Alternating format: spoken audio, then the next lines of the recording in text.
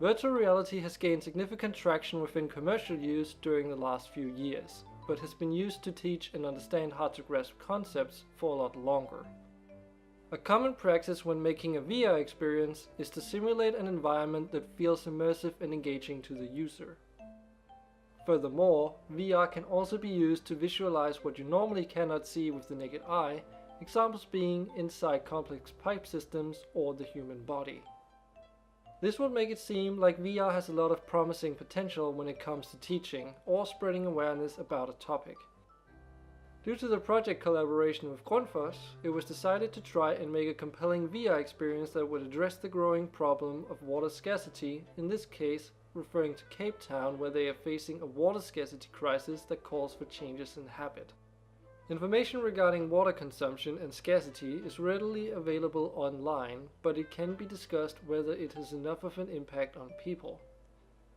Therefore, we pose the question, how does a VR experience using persuasive technology fare against more traditional material in terms of its effect on spreading awareness regarding water consumption? Persuasive technology describes elements of a system that can be used to effectively convey a certain topic. Therefore, it is desired to consider these when designing complex systems like a VR experience. The implementation for the project is a virtual reality game where the player is faced with a series of mini-games that are all related to water consumption. Throughout the game, the player is assisted by an AI that informs the player what needs to be done, as well as providing real advice on how they can improve their water consumption in real life. The experience was designed around the idea of providing a safe and calm environment where the player could gain awareness about water consumption without the normal limitations of real life getting in the way. As such, all the interactions were designed with simplicity and intuitiveness in mind.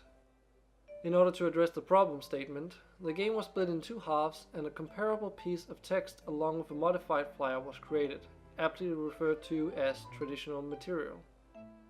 Participants would then be asked to answer a baseline knowledge questionnaire before experiencing either, then experience either one half of the game or one half of the traditional material. Participants would answer knowledge questions related to their first experience and answer an intrinsic motivation inventory questionnaire. Then, the participants would get their second experience and subsequently fill out the other half of the knowledge questions along with a final intrinsic motivation inventory questionnaire. In addition, after playing the VR experience, participants would also fill out a system usability scale questionnaire and a simulator sickness questionnaire. Findings from the evaluation showed that the VR experience was very capable at spreading awareness about water consumption. However, further analysis also showed that the VR experience did not outperform the more traditional material in any significant way. In regards to which of the two experiences that the participants preferred, a follow-up questionnaire revealed a 75% preference towards the VR experience. For intrinsic motivation, it was found that the VR experience outperformed the traditional material in terms of enjoyment, where both performed equally well in terms of value and traditional material did slightly better in regards to pressure and tension.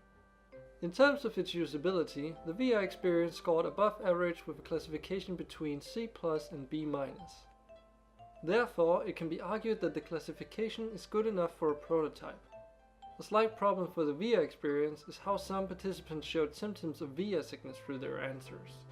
Since the database used for this evaluation is normally used by NASA, it is also likely to reflect their potentially high standards.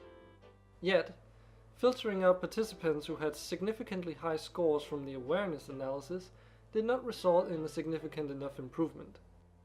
In conclusion, the VR experience is not significantly better than traditional methods for spreading awareness about water consumption, thus answering the problem statement.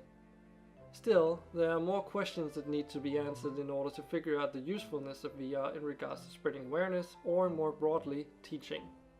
One such question is related to how much of an impact the VR experience has, especially in a more long-term context. Apart from spreading awareness, it would also be useful to investigate how effective VR can be at changing behavior, especially if one considers the many modalities that VR can provide compared to a piece of text.